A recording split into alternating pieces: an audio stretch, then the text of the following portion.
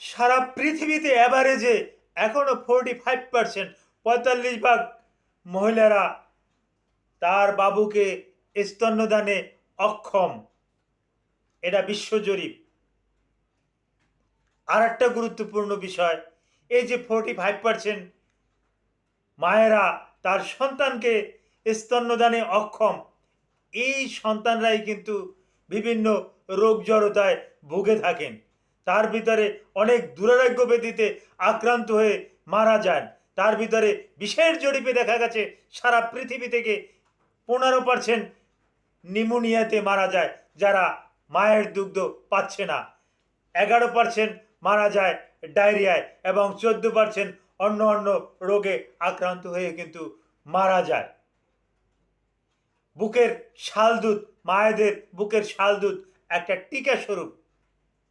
শহর অঞ্চলে এটা জানলেও প্রত্যন্ত অঞ্চলে মানুষ এখনো এটা জানে না, যার পরিপ্রেক্ষিতে প্রত্যন্ত অঞ্চলের মানুষ এই সমস্যার সম্মুখীন হচ্ছে। আসসালামু আলাইকুম রহমতুল্লাহি ওয়া বারাকাতুহু। আমি ডাক্তার মীর শহীদুল ইসলাম। আমার চেম্বার শুভেচ্ছা 255, ঐতিহ্যবাহী শেখঘাট, সিলেট।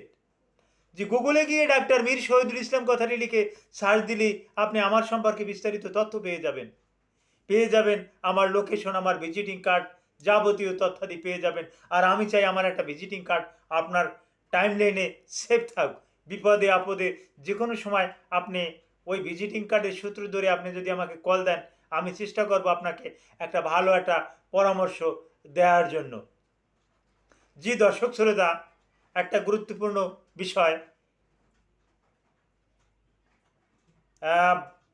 1900 1992 সালে কিন্তু সর্বপ্রথম মাতৃদুগ্ধ দিবস পালন করা হয়েছে। আর মাতৃদুগ্ধ দিবস কিন্তু একদিনই শেষ হয় না, অন্য অন্য দিন কিন্তু একদিনই শেষ শেষ হয়ে যায়। যে আজকের অমুক দিন, আজকে ফাদার ডে, মাদার ডে, কত রকমের ডে আছে, এটা একদিনই শেষ হয়ে যায়। কিন্তু মাতৃদুগ্ধ দিবস, এটার আয়ুষ্কাল কিন্তু 7 দিন। এই আগস্ট মাসের 1 তারিখ থেকে 7 তারিখ পর্যন্ত মাতৃদুগ্ধ দিবস। এটা কিন্তু 1992 সাল থেকে পালন হয়ে আসছে এবং অদ্যাবধি পর্যন্ত এটা কিন্তু বলবৎ। অর্থাৎ আজকে আগস্টের 4 তারিখ, আজকেও কিন্তু মাতৃদুগ্ধ দিবস কিন্তু পালন হচ্ছে।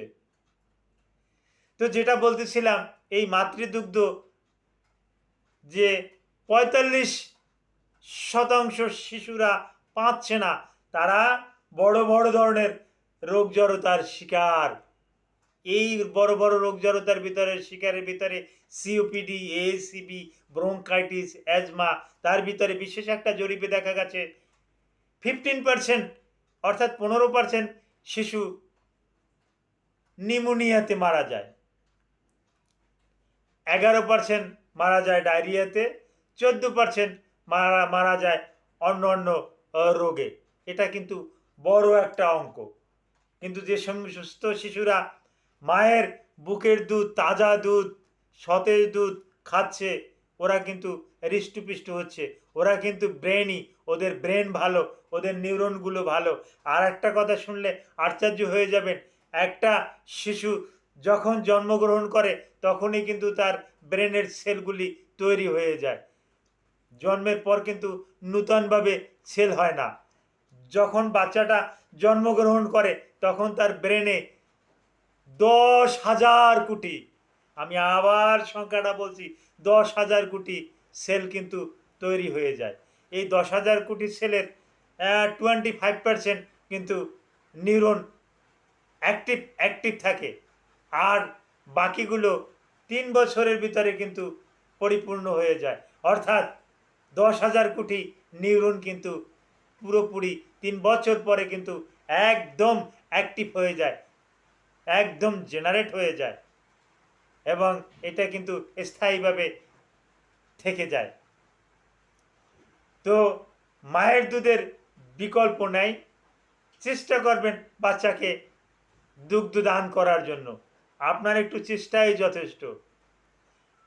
কোনো একটা উদাহরণ দিয়ে বলতে হয়, যদি উদাহরণটা একটু নিম্নমানের হয়, যেমন বিড়াল, কুকুর, ভেড়া, ছাগল, হ্যাঁ, গরু, মহিষ, এরা তো ফর্মুলা কিনে খাওয়াচ্ছে না, এদের তো বাহির থেকে কোনো আসছে না। একটা ছাগলের 3-4টা বাচ্চা হয়, একটা কুকুরের 7টা-8টা বাচ্চা হয়, ও তো বাচ্চাদেরকে দুগ্ধ খাওয়াই বড় করে, ও তো আর ফিডার খাওয়াচ্ছে না। আপনার একটা মাত্র সন্তান হচ্ছে, কেন আপনি খাওয়াচ্ছেন না? খাওয়াচ্ছেন না আপনি ভুলের কারণে। আপনি সঠিক নিয়মে খাওয়াতে জানেন না, সঠিক নিয়মে জানেন না, এটাই সত্য। এবং আমাদের সাথে যোগাযোগ রাখেন না যে কিভাবে খাওয়াতে হবে, কোন নিয়মে খাওয়াতে হবে। এই একটু অধৈর্যের কারণে আপনি খাওয়াচ্ছেন না। আর আপনি মনে করছেন ফর্মুলা পাওয়া যাচ্ছে, বায়োমিল পাওয়া যাচ্ছে, ল্যাকটোজেন পাওয়া যাচ্ছে, হ্যাঁ, পিরিল্যাকটোজেন পাওয়া যাচ্ছে, এই যে ফর্মুলা পাওয়া যাচ্ছে, এগুলো খাওয়ালেই তো যথেষ্ট। সুতরাং নূতন করে আবার আমার ব্রেস্টটা খাওয়ানোর কি দরকার? এটা খাওয়ানোর তো আর দরকার নাই। এই কারণেই কিন্তু শিশু মৃত্যুর হার কিন্তু বেশি। তো আবারও আমি একই কথা বলছি, মায়ের বুকের দুধের বিকল্প নাই। আপনি যত গাইয়ের দুধ খাওয়ান, গরুর দুধ খাওয়ান, ছাগির দুধ খাওয়ান, ভেড়ার দুধ খাওয়ান, ভেড়ির দুধ খাওয়ান, কোনোটাই কিন্তু কাজ হবে না। মায়ের দুধের বিকল্প কিছু নাই। কারণ মায়ের দুধ, বুকের দুধে, হ্যাঁ, বাচ্চার জন্য যতটুকু ননি থাকার দরকার, যতটুকু ফ্যাট থাকার দরকার, যতটুকু নিউট্রিশন থাকার দরকার, সবটুকুই সৃষ্টিকর্তা কিন্তু মায়ের বুকের দুধে কিন্তু রেখেছেন। মায়ের বুকের দুধে কিন্তু রেখেছেন। এটা কিন্তু বাচ্চার জন্য উত্তম। অর্থাৎ শিশুর জন্য শিশুর মায়ের বুকের দুধই উত্তম। আর বাছুরের জন্য, ছাগলের বাচ্চার জন্য কিন্তু ছাগলের দুধ, বাছুরের জন্য গরুর দুধ। এটা মনে রাখবেন। এখন এই বাছুরের দুধটা যদি আপনার বাচ্চাকে খাওয়ান, তাহলে কিন্তু আপনার বাচ্চা কিন্তু হৃষ্টপুষ্ট হবে না, ও কিন্তু রোগ জড়তায় ভুগবে। আশা করি ব্যাপারটা বুঝতে পারতেছেন। আজকের মাতৃদুগ্ধ দিবস সারা পৃথিবীতে পালন হচ্ছে।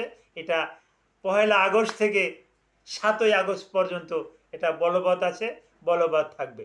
তো মাতৃদুগ্ধ সম্পর্কে অনেকেই দিতে পারছেন না, অনেকেই দান করতে পারছেন না। এই ব্যাপারে আপনি ভিডিওর কমেন্ট বক্সে কমেন্ট করুন। আমি বেশ কতগুলো নিয়মকানুন আপনাদেরকে শিখিয়ে দেব। এই নিয়মকানুনগুলো যদি একটু মান্য করে চলেন, আপনি কেন আপনার বাবুটাকে বুকের দুধ দান করতে পারবেন না? আপনিও দান করতে সক্ষম হবেন। এখন কিন্তু আমাদের থেকে শিখে অনেকেই কিন্তু দান করতে পারছে। হ্যাঁ, অনেক সময় অনেকে বলতো যে বুকে দুধ আসে না, খাওয়াবো না। এখন কিন্তু বাবুর মা এসেই বলে, স্যার আমি ওই আম, বিশেষ করে ডমপেরিডন খাইয়ে দিছি। অর্থাৎ ডমপেরিডন একটা গ্যাস্ট্রো ইন্টেস্টিনাল একটা ড্রাগ, অ্যান্টিএমিটিক একটা ড্রাগ। হ্যাঁ, এটা খাওয়ালেও কিন্তু স্তনের দুগ্ধ কিন্তু বৃদ্ধি পায়। আরও বৃদ্ধি পাওয়ার অনেক অনেক ওষুধ আছে। এ ব্যাপারে আপনারা ভিডিওর কমেন্ট বক্সে কমেন্ট করুন, আমি আপনাদেরকে জানিয়ে দেব। Thank you all.